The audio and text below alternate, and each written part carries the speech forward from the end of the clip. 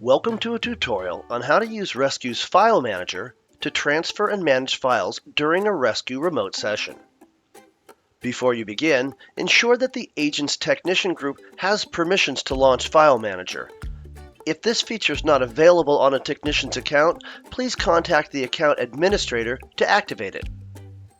Once a remote support session has been started, the File Manager dropdown will be available in this top row of technician features.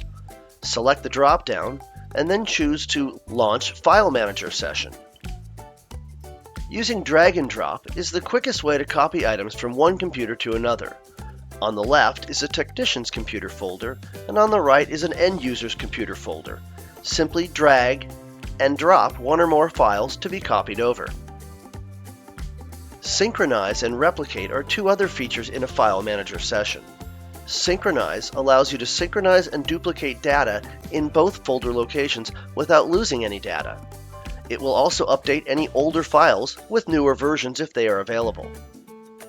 Replicate allows you to replicate a folder exactly as it appears on the source machine. But please note, Replicate will completely duplicate folders, and it will delete and/or overwrite existing folder contents. To end the File Manager session, click on the red X on the File Manager toolbar.